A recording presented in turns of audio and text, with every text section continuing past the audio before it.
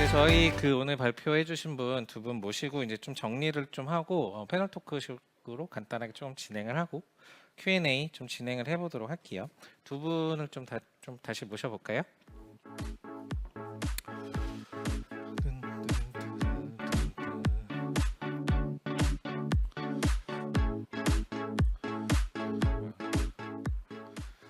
네, 그래도 오늘 수고하셨으니까 박수 한번 다시 부탁드리고요.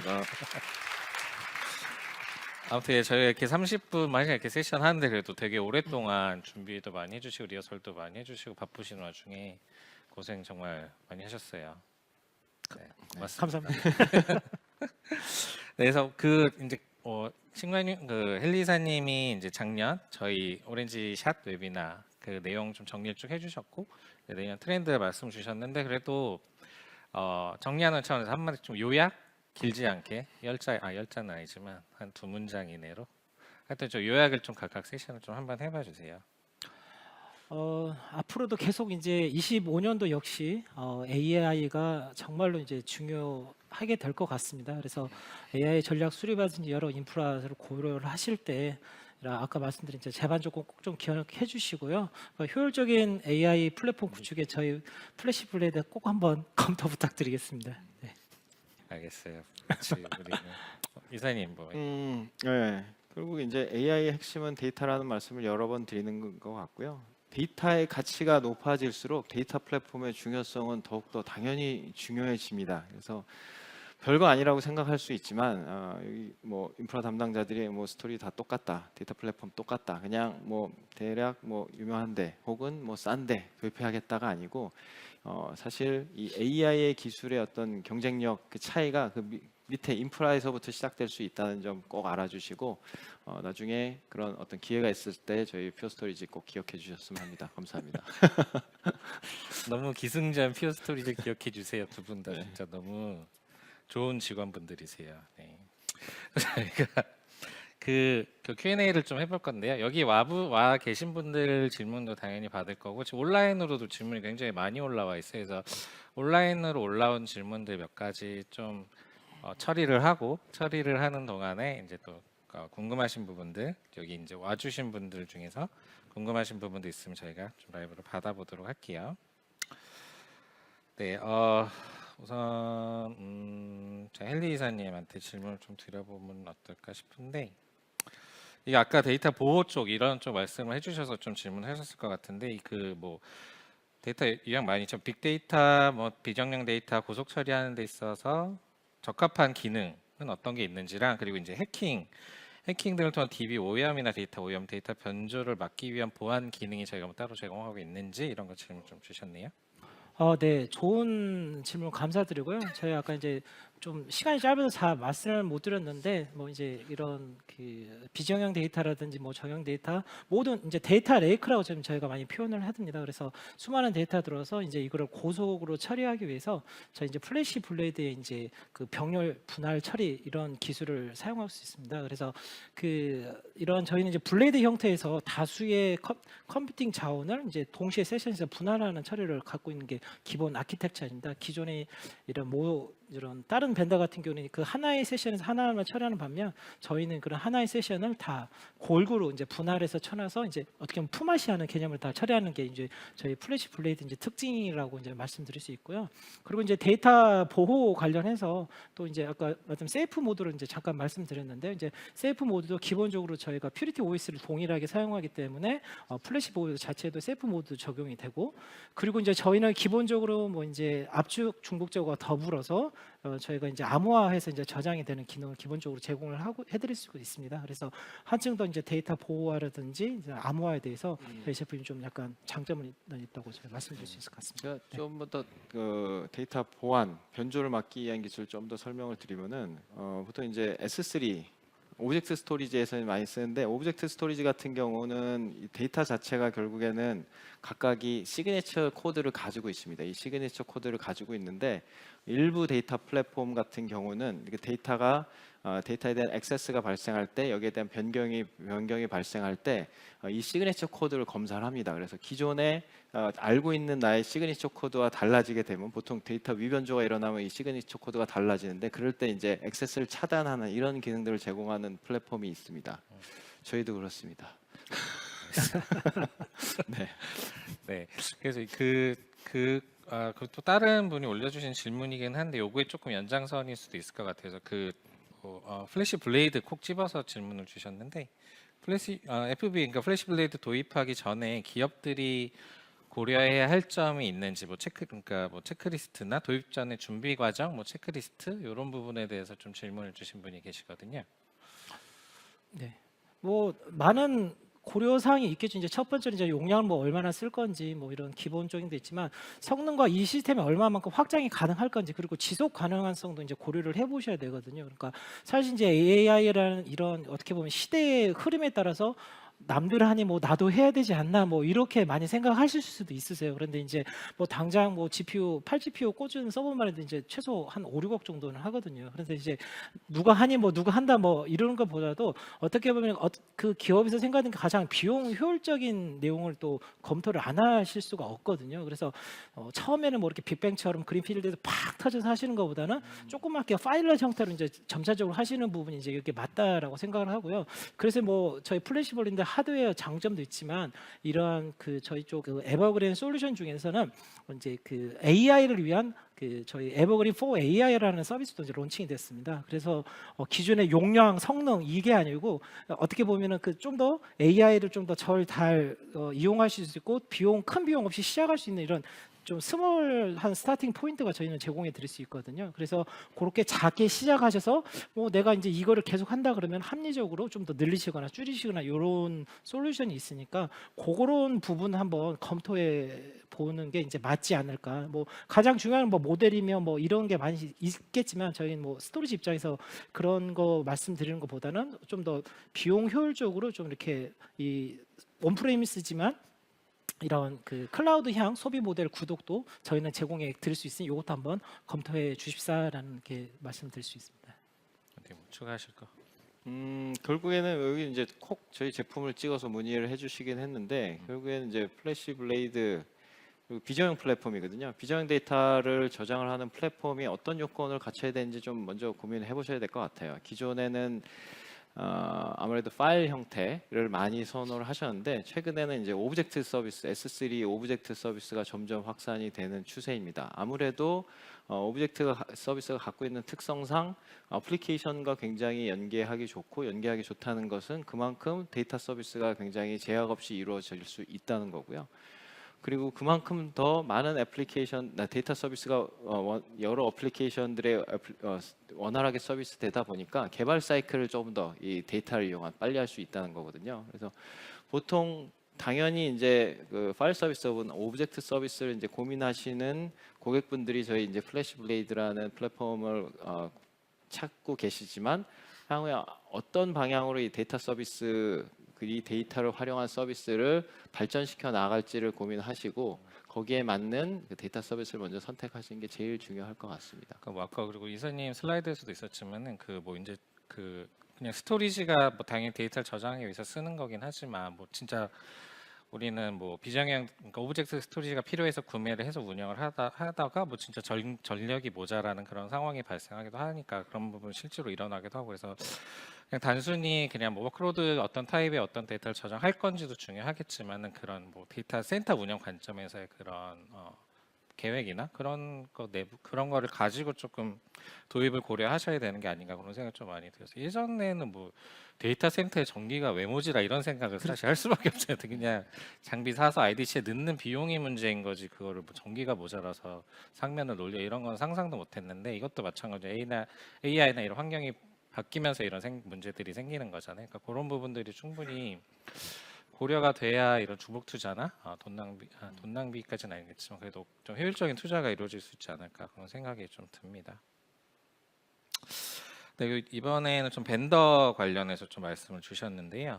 이건 이사님이 좀 진원 이사님이 얘기해 주시면 좋을 것 같은데 그 스토리지 벤더 간 기술 격차가 많이 줄어든 걸로 알고 계시대요. 저희는 그렇게 생각하지 않는데 그래서 이런 상황에서 스토리지 벤더를 선택할 때 뭐 스토리지 포함이겠죠. 그러니까 스토리지나 스토리지 벤더를 선택할 때 뭐 좀 고려해야 될 사항, 체크해야 될 사항이 뭐겠을까요? 저는 이제 앞서 답변도 비슷하지만 굉장히 원론적인 부분을 먼저 말씀드리고 싶은데 당연히 이제 뭐 성능, 뭐 가용성 중요합니다. 근데 이 기술 격차가 줄어들었다는 것은 이제 그런 측면에서 어떤 벤더가 제공하는 성능을 이 벤더에서 제공하지 못할 이유가 없고 이 벤더에서 제공할 이유는 또 다른 벤더에서 제공하지 못할 이유가 없거든요. 물론 지금도 여전히 차이는 존재합니다. 근데 그런 것들을 떠나서 데이터를 얼마나 효율적으로 저장하고 이 액세스할 수 있는가가 가장 중요한 초점이라고 생각을 하는데요. 이 효율적으로 저장하고 액세스한다는 게 굉장히 포괄적인 개념일 수 있어요. 근데 예를 들어서 같은 데이터를 저장을 하더라도 좀 더 적은 상면 혹은 적은 비용으로 저장할 수 있다던가 아니면 액세스할 때 있어서 제약 없이 아까 뭐 성능도 굉장히 이제 멀티 디멘전한 요건이 많이 필요하다고 했는데 내가 원하는 시점에 언제든지 동일한 품질로 이 데이터 서비스를 받을 수 있느냐가 굉장히 중요하고 이것들이 단지 현 시점뿐 아니고 굉장히 장기적인 관점에서 5년, 10년, 20년을 쓴다고 했을 때 계속해서 이 서비스 품질을 유지할 수 있게끔 여기에는 어떤 중간에 테크 리프레시로 인한 스토리지 교체나 마이그레이션 이런 것들도 고려가 돼야 되고요. 장기적인 관점에서 내가 필요한 데이터 서비스 품질을 얼마나 일관되게 공급할 수 있는 플랫폼을 선정하느냐가 이제 가장 중요하다고 생각을 하거든요. 그래서 단편적으로 뭐 기능, 성능 뭐 이런 거 하나만 봤을 때는 벤더 간의 격차가 사실 없어 보이기도 해요. 하지만 이런 종합적인 관점에서 봤을 때는 아직도 이제 벤더 간의 격차가 많이 존재한다고 보고 있고요. 그렇기 때문에 단순히 뭐 어떤 기능을 지원하느냐 마느냐 뭐 이런 것이 아니고 조금 더 여러 가지 측면으로 고민해 볼 필요는 있다고 생각합니다. 헬리 이사님 뭐 추가하실? 뭐 이제 연속 선상에서 이제 저희 사실 스토리지가 이제 서버 단품으로 비하면 좀 약간 비용이 사실 비싼 건 사실이거든요. 그런데 이제 이렇게 비싼 돈 들여서 사는 걸 저는 좀 알뜰하게 쓰십시오라고 해서 저는 약간 이 좀 저속까지 보죠 돈에 이게 좀 꽂혀서 뭐 항상 그 만나는 고객분들이 그런 말씀을 하시거든요. 그래서 아직 일부 저는 이런 말씀 꼭 드리고 싶어요. 그러니까 계속 이제 좀 많이 바뀌시긴 했는데 아직도 그 전통적인 하드디스크 시절에서나 생각하셨던 거를 좀 고정관념을 갖고 계신 분이 계셔요. 압축 중복거나 안 돼. 그리고 뭔가 데이터 보호를 위해서 그런 물리적으로 복사본은 한 번 더 있어야 돼. 뭐 이런 생각 갖고 계신 분이 되게 많거든요. 그러니까 이미 올플래시 시장 나왔고 그 요새 광고 카피도 있거든요. 무슨 시대나 뭐 이런 거 있잖아요. 그래서 하드디스크나 시대나 그랬던 걸 아직도 갖고 계신 분들 조금 있어서 조금 안타깝습니다. 그래서 올플래시로 넘어와서 이미 스토리지 성능 많이 올라왔고 그리고 이제 기본적으로 저희가 뭐 채택한 압축 중복제거 효율이 많이 늘었습니다. 그래서 뭔가 이런 다른 것도 많이 보시기도 좋겠지만 성능적 측면에서는 기존의 하드디스크가 생각해서 갖고 있던 고정 개념을 조금 탈피하시면 좀 더 이제 고객분들도 비용도 세이브하고 성능도 잡을 수 있는 이런 두 마리 토끼를 잡을 수 있을지 않을까 뭐 이런 생각도 제가 들고요. 그리고 뭐 좀 더 말씀드리자면 그 사실 이제 스토리지 교체라든지 뭐 저도 이제 운영 업무를 한 10여 년 가까이 하고 이제 와다 보니까 이게 스토리지가 이제 서버 한 대는 바꾸는 쉽지만 통합 서버 스토리지 한 대 바꾸는 게 보통 일이 아닙니다, 진짜. 뭐 보통 그 업무 담당자 이사는 뭐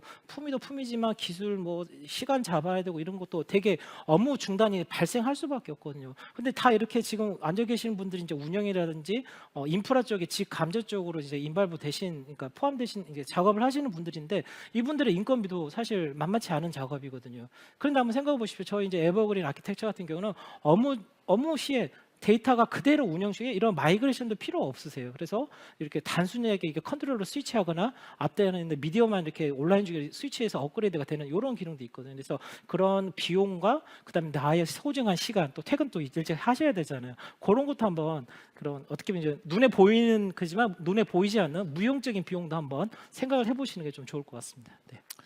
그리고 이제 저희가 항상 얘기하는 것 중에 하나가 그 퓨어 스토리지가 이제 매출의 30%를 R&D에 투자하는 기업이거든요. 그러니까 이 스토리지가 그래도 계속 발전할 여지가 있다라고 생각을 하고 투자를 하고 있는 건데 그런 부분들이 아니었다라고 하면 그러니까 예전처럼 뭐 하드디스크 기반의 스토리지로 계속 남아 있었다라고 하면은 지금처럼 뭐 상면이 부족해 그러면 그냥 당연히 상면이 부족하겠구나 하고 스토리지 늘려야 되면 IDC를 더 지어야 되겠구나 이렇게 생각을 하셨을 수도 있을 거라는 생각이 좀 들어요. 그러니까 저희는 그만큼 계속 투자를 하고 이거 이제 그 현대화를 계속 이루려고 하는 그런 기업이라고 봐주시면 좋을 것 같고 그래서 지금 이제 퓨어는 뭐 다들 알고 계시겠지만 저희가 이제 플래시로만 시작을 하는 회사잖아요. 하드디스크 없이.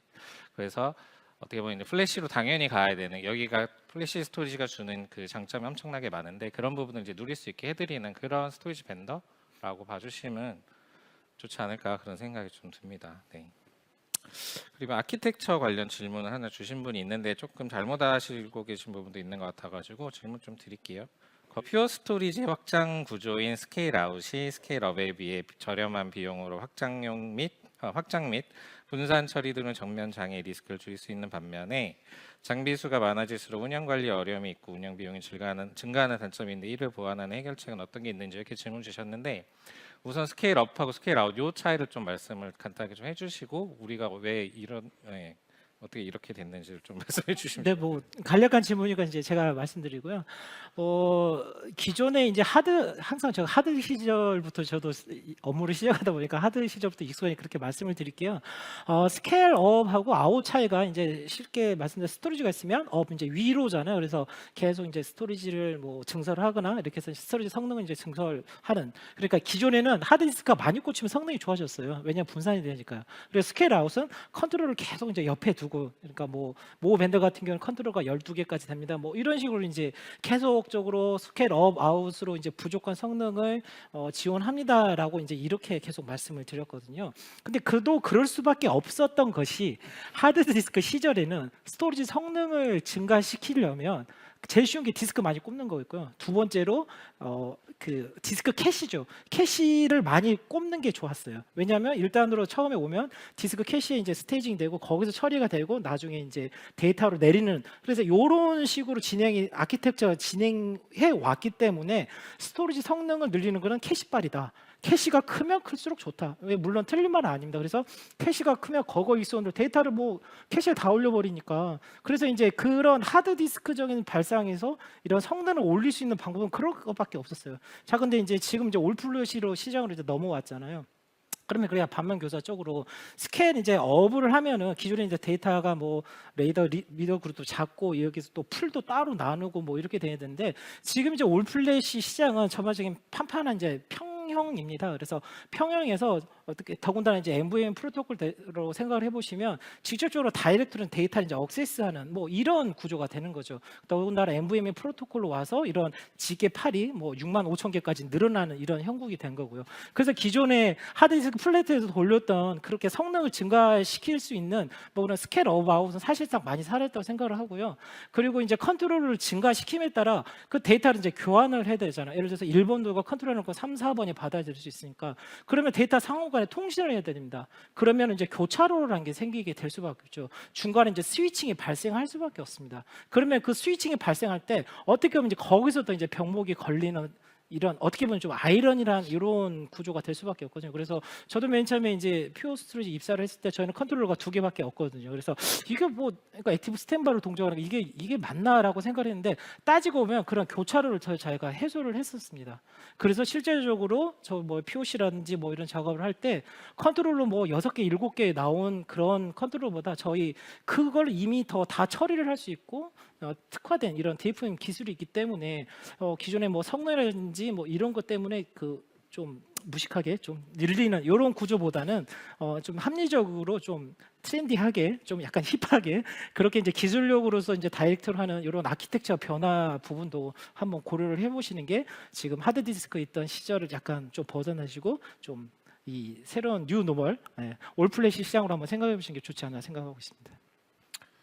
뭐 말씀하신 것처럼 스케일 아웃, 업 이게 이제 구분이 많이 없어진 것 같기도 하고 네. 저희도 이제 블레이드 같은 경우에는 모듈화 많이 돼 있어서 네. 업, 아웃 다 지원을 하고 있죠. 그래서 필요에 따라서 뭐 용량이 더 필요하면 용량을 더 늘리고 성능이 필요하면 성능 늘리는 이런 식으로 다 가능하기 때문에 요게 뭐 퓨어는 뭐 스케일 아웃만 지원한다 이런 거는 좀 아닌 것 같고 필요에 맞춰서 요건에 맞춰서 할 수 있다. 요게 그냥 맞는 답이지 않을까라는 생각이 좀 듭니다.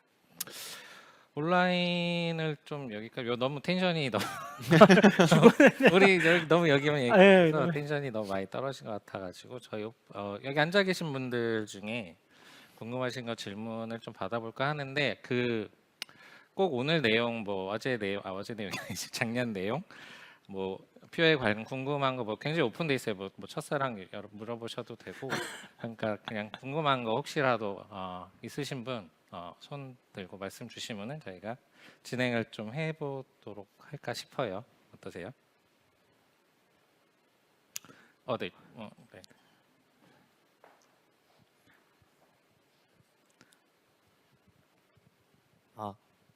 네. 안녕하세요. 저는 베인엑스의 김다온 대리라고 하고요. 이 제가 궁금한 부분은 간단하게 운영적인 부분에서 하드웨어잖아요.